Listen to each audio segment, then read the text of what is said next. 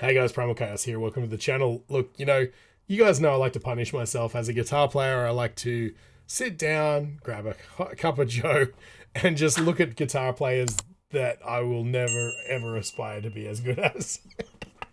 And today is no different. We're going to be looking at a collaboration between Tim Henson from Polyphia and Ichika Nito. Hope I'm saying that right. These guys, honestly, man, they're in a whole league of them unto themselves. But what's interesting about these two guys in particular is on the surface they have very similar styles. They have unusual writing styles. They have incredible technique, incredible unusual techniques.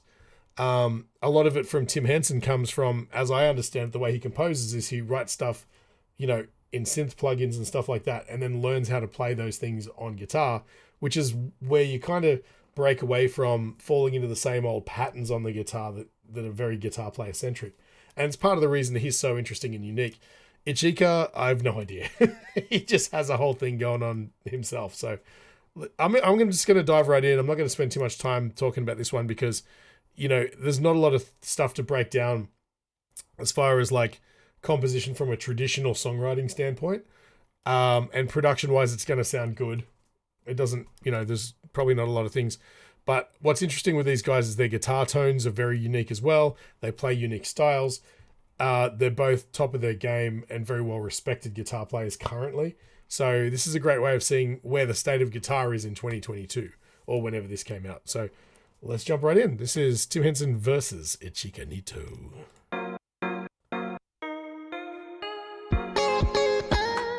Oh.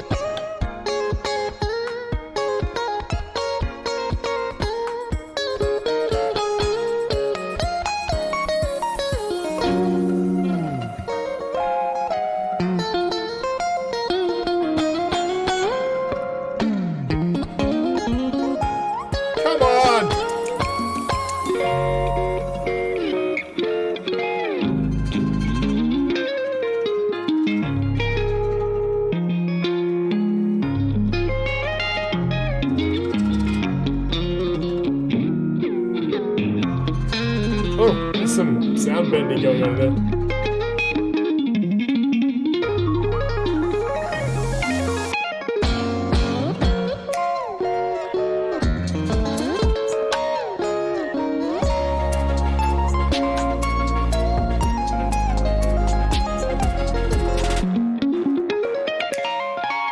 Oh, the timing.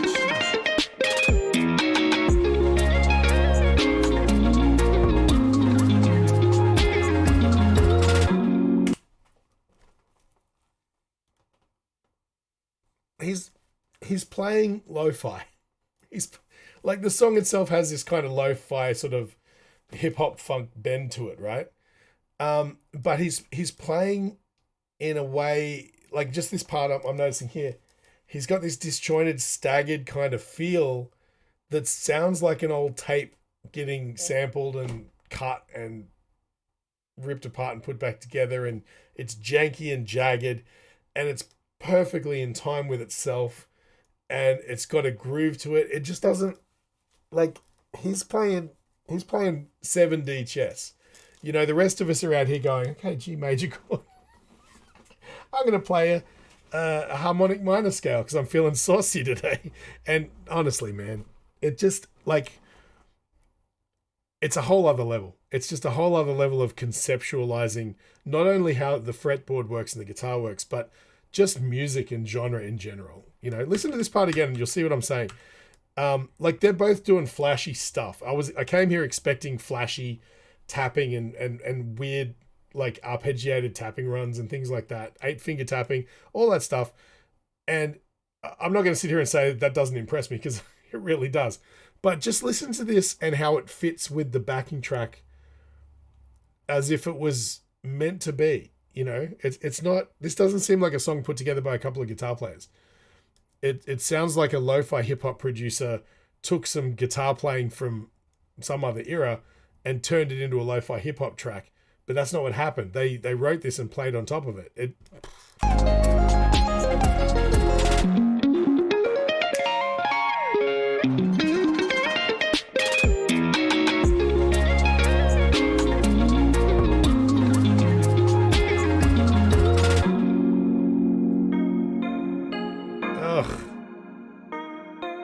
Okay, so it's mercifully short. I'm gonna jump. You know what? It was short. I'm gonna watch it again. It's only a minute 39, because I guarantee I've missed a bunch of stuff just in, because by the time you've recognized something's happened, 3 other things have happened.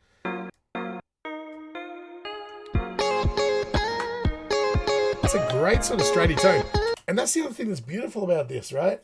He's just got a clean guitar sound there that's kind of springy and bright.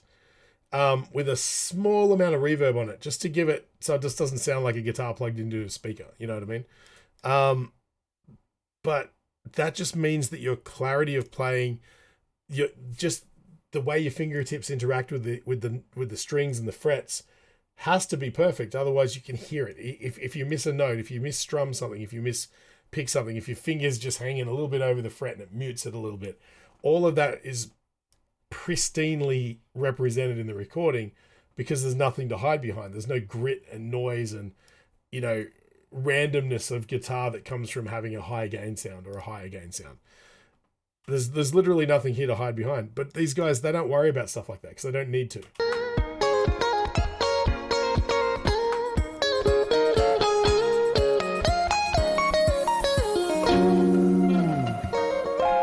Hey, what do you do there? It's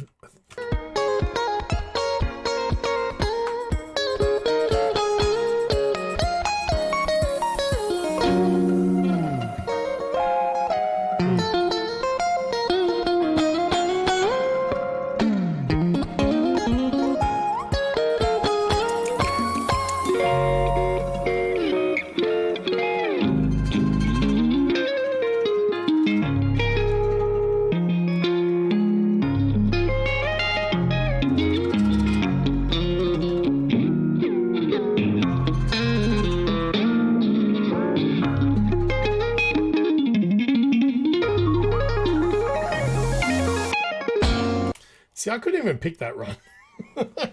I would have to work on that for months. And the other thing I dig too is they have that sort of thing going on with the the little trills like that. In a million years, if I was doing a solo, I wouldn't think to go. I don't even have the muscle memory for that, But just those little. It's not even.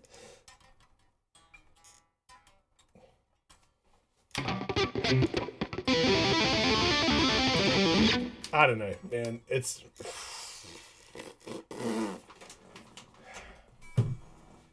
stop it.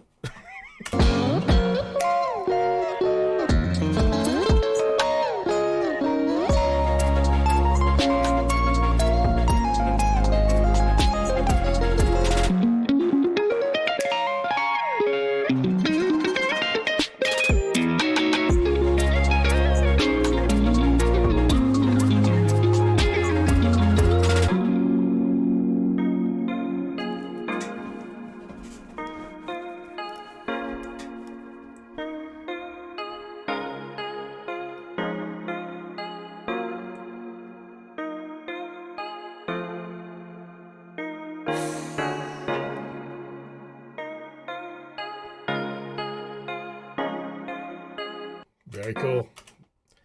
So, let me just run my ad. Hey guys, this video is made possible by Enchroma. 1 in 6 guys and 1 in 200 women are colorblind, and if that happens to be you, there's something you can do about it. Click the link in the description, it'll take you to Enchroma's website where you can get a free eye test. And while you're there, maybe pick up some corrective lenses. They've got styles to suit everybody and a 60-day money-back guarantee, so you got really nothing to lose. And while you're there, use the code CHAOS in checkout to get 10% off. Tell them Primal Chaos sent you. So yeah, look, we all know these guys are great. We all know that they're both at the top of their game, but it's just seeing them together in action is just a whole other ball game, because the stakes are higher, I guess, not that I'm sitting here going, wow, they've really outdone themselves. They always play at this level regardless. So yeah, I mean, they just visualize things a whole different way. The one thing that, actually, one of the things I find interesting about Tim particularly, in fact, both of them, they switch guitars pretty easily. When you have a style that's so touch-based, right, as far as the feel is so important because the rhythms are so tight and frenzied and fast, and you know you're moving all over the neck and you're sort of jumping around. I feel like it would behoove a guitar player to find a guitar that feels right under their hands and stick with it. But every time I watch these guys play, they're always using different guitars. Maybe they've got favorites they hold for certain styles of playing and stuff like that. I really don't know. But that's something that's really unusual. The other thing that I was thinking when I was watching this is I feel like I wish I was one of those guys who can really easily rationalize and hear like the degrees of the scale. You know, just like, oh, that interval was X or Y or whatever. I'm working on that sort of stuff, but like that's a whole different level of ear training I just don't have, because I'd love to know what these guys focus on when they're sort of pulling up these little chord shapes and things like that. Because it does sound quite jazzy, which leads me to believe that there's probably a lot of sevenths and ninths in there, because that's sort of where that sort of jazzy sort of like that's a seventh, ninth. It's all of that sort of stuff that sort of gives you that sort of jazzy sort of flair, you know. And some of the parts, not all of them, but some of them sort of come across with, they got like this floaty kind of thing that sounds like a little bit jazzy. And I mean, lo-fi hip hop pulls a lot from jazz, so that would actually make sense. But I'm watching them do all of these chord shapes that look completely irrational to me. I don't look at them and go, oh, well, that's, you know, a minor seventh shape, but they're just playing some of the notes and things. I'm not that fast. I don't have that kind of acuity to be able to pick those things up. But I'd love to be that kind of person. So if you know of some great ear training courses and things like that are easy for a guitar player to sort of figure out, then let me know, because I definitely need to improve that sort of stuff in my life anyway. Anyway, look, that's about it. These guys are fantastic. There's not much more to say about it. You guys know they're fantastic. You're watching this to just see me get my mind blown. We've established that's already happened. So if you feel like I've brightened your day at all, just feel free to support the channel. Just buy me a coffee. I'll leave a link in the description. Like, share, follow, subscribe, ring the bell. I'll be doing heaps more stuff from this style of thing, guitar players and whatnot. I mainly center around vocals, but as a guitar player, I can't let things like this slide, right? Also, yeah, just give me some pointers in the comments. What should I do next from this sort of perspective? If you're a guitar player or a fan, who's blown your mind lately?